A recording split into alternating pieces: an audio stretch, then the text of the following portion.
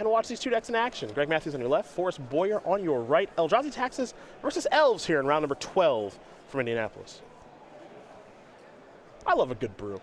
This is a weird Modern tournament, man.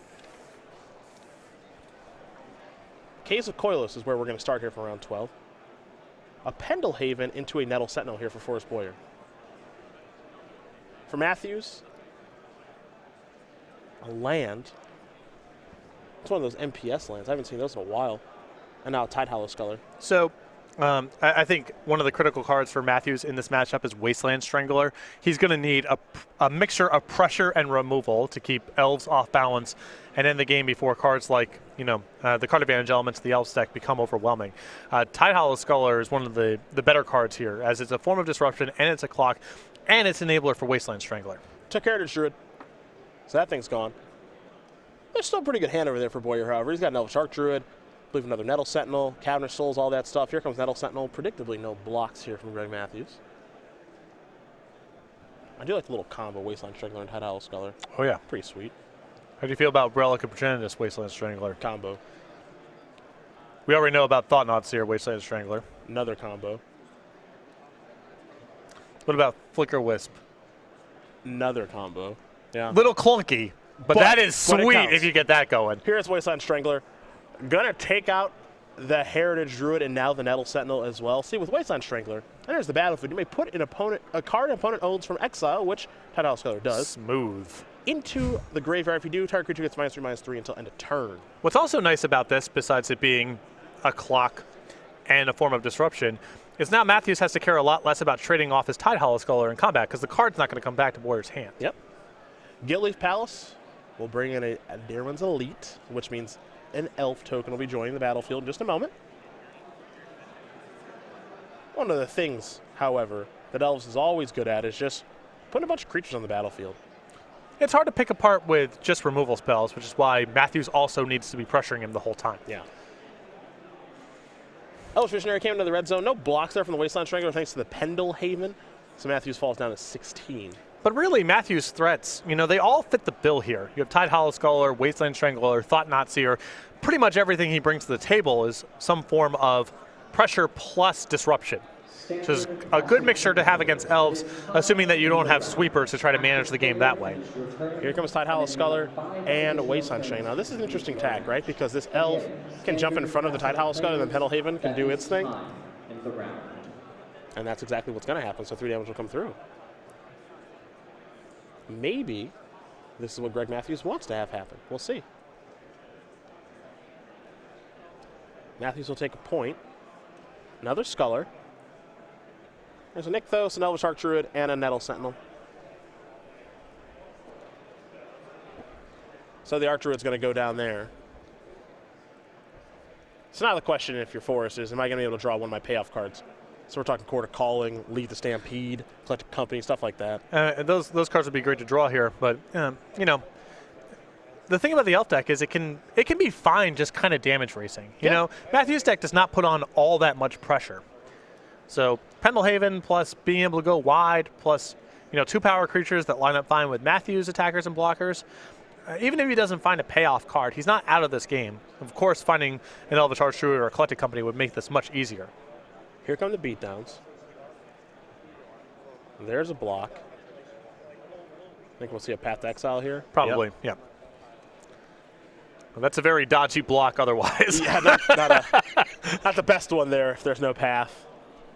Dismember, some sort of removal spell. Basic Forest there from Forrest. So it'll search up with the Path to Exile.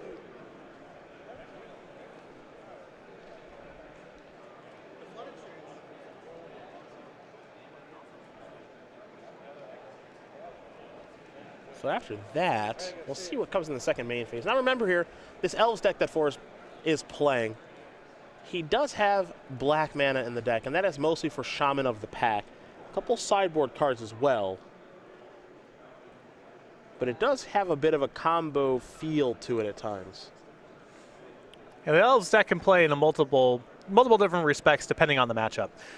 Compared to Legacy, I would say that this plays like a combo deck less often and a beatdown deck more often, but both decks in both formats do a mixture of both, depending on the matchup and circumstance. There is Shaman of the Pack. When it enters the battlefield, target opponent loses life equal to the number of elves you control. So it was for 3. Here's another Sculler. Heritage Druid and Nettle Sentinel, I believe, are the cards here in Forrest's hand. So take the Druid. Is there a big follow-up? Matthews is just getting kind of chipped away here, unfortunately. Yeah, I think he has to hang back on defense, especially if he's going down to 5 now to play that Godless Shrine untapped. Here's a Spellskite. Is he going to keep attacking here? I'd be surprised. I would have preferred attacking with the Wasteland Strangler first, because before all these plays, I think Boire definitely doesn't block, and now because Matthews has the works gummed up a little bit, maybe Boire trades with the Wasteland Strangler instead. Yep. He can't do anything with the Tidehollow Scullers. That's the big problem here, because I suppose he can trade off the one with a Heritage Druid under it. That's not too threatening, but the one that's containing an Elvish Archdruid, that can't trade. No, that can't die. So you can't give him that back. That's stuck until he finds a way to process that card away. Visionary going to draw Forrest a card.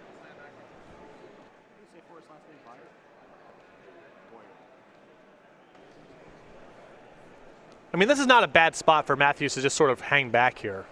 Forrest is not hanging back at all. And Boyer's coming into the red zone here with some pretty good attacks. I mean, this attack here forces Matthews to either take some damage or trade one of his Tidehollow Scullers off. So it's a pretty productive attack. And again, the one with the Archdruid can't block. And even getting back the Heritage Druid is not innocuous here, because a lot of these attacks are being enabled by Pendelhaven. So getting back another 1/1 opens up kind of the same attacks the following turn. Pendelhaven's going to pump that elf token into a 2/3. So 2 damage is going to come across. Tidehollow Sculler is going to trade with Shaman of the Pack, giving Forrest his Heritage Druid back. And now there's Nettle Sentinel. I believe Shaman of the Pack should be off for the battlefield because of the block with the Tidehollow Sculler.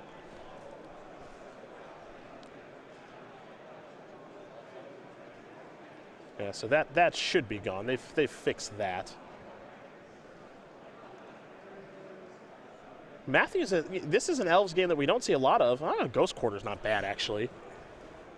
Here's Eldrazi Displacer. I would prefer to keep the Ghost Quarter up to take care of the Pendelhaven. I think so, too. I mean, I guess the logic behind not using the Ghost Quarter at this point is it's very hard for Boire to now attack with his 1/1s backed up by Pendelhaven, because Matthews now has a 3/3. So he gets to swallow up one of the 1/1s. Sure. I still think on the balance, it's probably better just getting the Pendelhaven off the battlefield. Here comes some blocks. Now the Tidehollow Sculler is forced to block. You don't have a choice. Yeah, that's the issue with not using it here is, you know, if you do use the Pendelhaven, if you get rid of the Pendelhaven, you can fall to 1 here and not commit the Sculler to combat. In fact, it doesn't matter. You can, in fact, he doesn't have a Pendelhaven anymore, so the Sculler can now just block 1-power creatures very by safely. itself. It can't do that now, however, so Pendelhaven's going to pump the Heritage Druid. It's going to take care of the Sculler, which means Elvish Archdruid is going to head back. But a bunch of creatures are going to die here.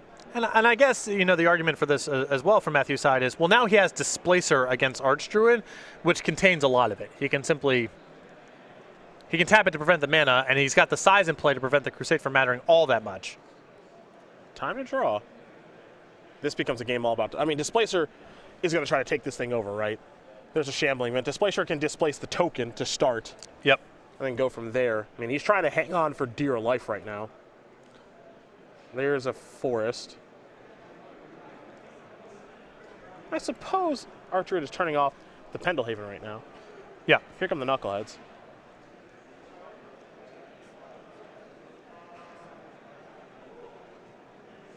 I mean, this to me, everything is lethal, so I think you just have to let the token through and use Displacer on the token.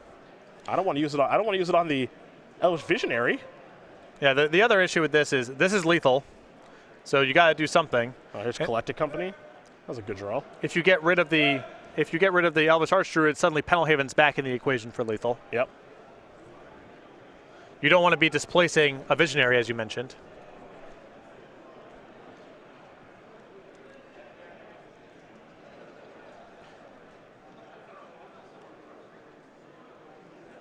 Going to displace. Oh, okay. This is much the same outcome here.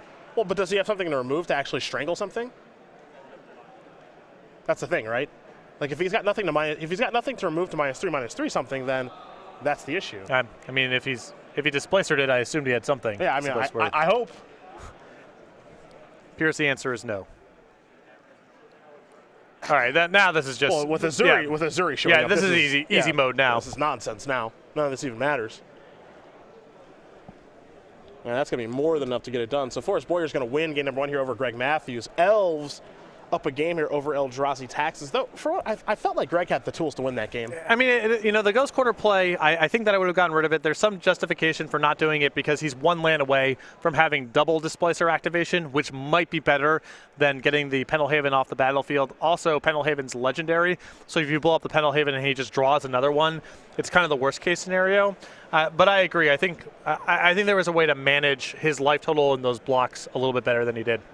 To the sideboards we're going to go, so we will start with Greg Matthews, his 2 Stony Silence, 2 Rest in Peace, 2 Pithing Needle, 2 Core Firewalker, and a bunch of 1-ofs here in Reality Smasher, Sunlance, Spell Skite, Eidolon of Rhetoric, we don't see that one much, a Warship, a Seagate Wreckage, and a Burrington Forge Tender. I would bring in the 1 copy of Sunlance here, and I think that I would bring in the 1 copy of Warship as well. I think Warship could be a game ender. I suppose, does Shaman of the Great Pack cause life loss? It is life loss. Then I would not bring in Worship. Okay. That's too easy of a workaround. Yeah, okay, fair enough. It's probably just the Sunlance.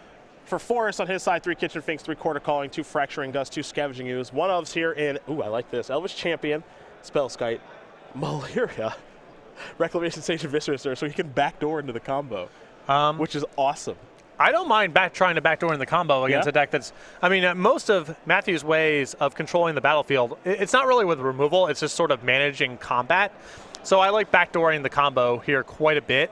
I would just bring in the Chords, the Elvis Champion, and the combo. That's where I would go. Well, but yeah, a little bit of the combo here. I like the Court of Calling package in the sideboard. So sometimes with Elves you see Court of Calling in the main deck, but you're going to find for actually Forrest's deck, he's got 4 main deck Collected Companies and 4 main deck Lead the Stampede, and the Chords are actually in the board for all of this stuff. Right, and it's not like having Court of Calling in your sideboard is a bad thing just kind of in general. You would bring in a lot of the slower matchups. Being able to situate yourself as a combo deck for the matchups where maybe combat is off the table for whatever reason, which it might be in this matchup, depending on what Matthew's draw looks like. It's a really nice option to have, and I think he should bring it in here. Matthews will be on the play for game number 2, so while these players sideboard and shuffle up, we're going to talk about Season 2 of the SCG Tour, which started in Columbus with our Columbus Invitational weekend, won, of course, by Max McVitie, which is why he has a clue token that was debuted this weekend. Then Milwaukee, which was won by Obzon Company, and there are no copies of that in day 2 here in Indianapolis. We do Grand Prix Charlotte a week off the SCG Tour, and then we go to Atlanta. Yeah, start off June with some standard opens in Atlanta and then Orlando, a modern open at the end of June in Dallas. After that, we have our Legacy Open in Worcester, Massachusetts, a standard open in Columbus, standard in Baltimore, the regional championships August 6th. We'll have more information about that event as we get a little bit closer. Modern in Syracuse, and then we close out Season 2 of the SCG Tour in New Jersey for the Invitational, August 19th through the 21st. Now, with all of our events during Season 2 of the SCG Tour and SCG Tour weekends, we've got playmats to give away, but we're doing a little bit different this time. So for standard opens and classics, you can get Sigarda, that playmat. For our modern one, like this one this weekend, we've got Ghost Quarter, and then for our legacy opens and classics, we've got Thalia, Garden of Thraben. So you come to an SCG Tour weekend, you play in the associated event, and you get the playmat that goes along with it. Standard is Sigarda, modern is Ghost Quarter, and legacy is Thalia, Guardian of Thraben. Free exclusive playmats available here on Season 2 of the SCG Tour as we get ready for game number 2 of round 12 here between Greg Matthews and Forrest Boire. Eldrazi Taxes and Elves, more copies of those decks than Obzon Company here this weekend. Not very many aggressive decks. I'm curious how this metagame breakdown and what wins this tournament is going to affect Modern Weekend next weekend. I did not expect this metagame at all. It's been weird. I think a lot of this is just a function of Ancestral Vision coming off, slowing things down a little bit, and giving more breathing space for some strategies that play outside of turn 4 to thrive. Tell you what, Adam Bowman makes top 8 of this tournament. I'm going to take a long look at Slivers. I am interested in that deck. Looks like it's really fun to play and brew with. It's very my speed. I like creatures like Ithervile. You got really good mana. Sliver cycling. Yeah, the homing sliver in the sideboard is awesome. I'm sure we'll see more of him this weekend, that's for sure. He's Collected company into a weird mixture of keywords. he's 10-1 right now. Think about that. He's 10-1. I think you see a little crash course for him in a good old Ryan Overturf. Maybe on the way. Yeah. I don't know how Grixis Delver lines up against the old sliver strategy. I wouldn't begin to speculate. Yeah. Seems pretty tough. Both players going to take a look at their opening hands here. Greg Matthews again will be on the play with his Eldrazi Taxes deck.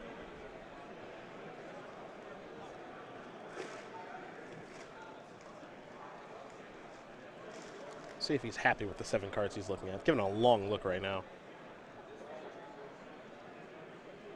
He says he will keep, as will Forrest Boire. We're underway. Cave Koilos is where Matthews will start. For Boire, and with the Elves deck, it's always tricky about which 1-mana spell you want to start with, but he's going to start off with a Llanowar Elves here, off of Guiltleaf Palace. For a number of reasons, I think this deck is best served just focusing on get the mana online early on. Tidehollow Scholar are going to reveal a hand here of Elvish Mystic, Heritage Druid, Darwin's Elite, Fracturing Gust. Don't see that one a ton. Along with Overgrown Tomb and a Forest. I'm curious what's up with the Fracturing Gust. Well, it'll kill Tidehollow Scholar. Okay. It does not kill a lot of other stuff, though. I guess it kills Aether Vial? It's a lot of mana for something. I mean, it's narrow. Might show up. Does not kill Eldrazi. No, it does not do that. I hope Forrest doesn't think it does that. Yeah. I'll say that. Here's the basic Forest.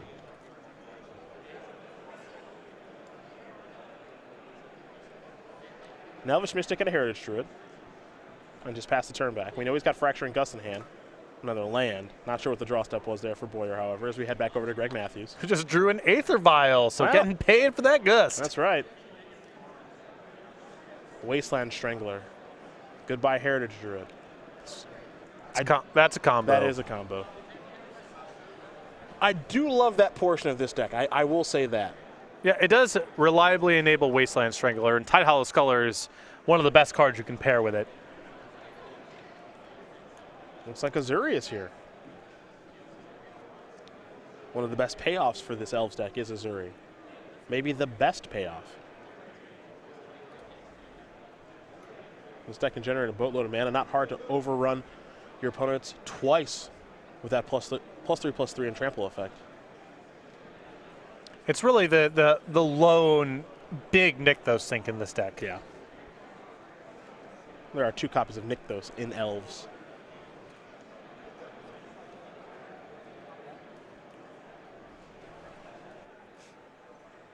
Looks like Matthew's hand here is a little clunky. Flicker Wisp is here. Going to target the Tidehollow Scholar.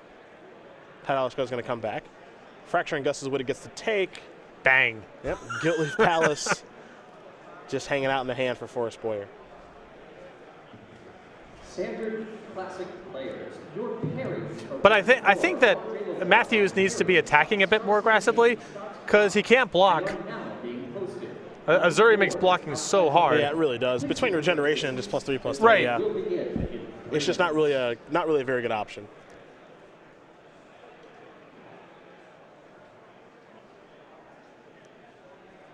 You know, the Wasteland Strangler, for example, he can't block this turn, and if Boyer doesn't activate Azuri, it can't attack next turn. Yep. So I think you have to tender that attack the previous turn. No, with counter Souls, but if Nykthos does show up, you can just attack every turn, basically. Here comes the attack. Yeah, just take 1. Matthew's going to fall down to 14. But Boyer's now in a pretty enviable spot where he can just get in a couple chip shots here and there, leave all this mana up to prevent Matthews from attacking on the ground on the way back, and eventually just get into a spot where he's overrunning on offense. Yeah, the Flicker was having flying is a pretty big deal. And now here's Eldrazi Displacer. Time for Boyer to untap. Looks like he picked up another land. Yeah, but land's not the end of the world because he gets to do this. Yes, exactly. And he's not facing lethal on the way back.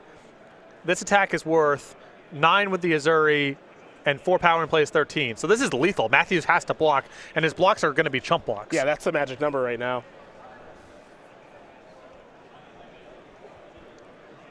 And Matthews is going to have to do the math to realize that, because if he says no blocks, he is very dead. Tatalasko is going to block there. Here's an Azuri activation. Everything will get +3/+3 and trample. So that's 4, 8. Let's make it 11.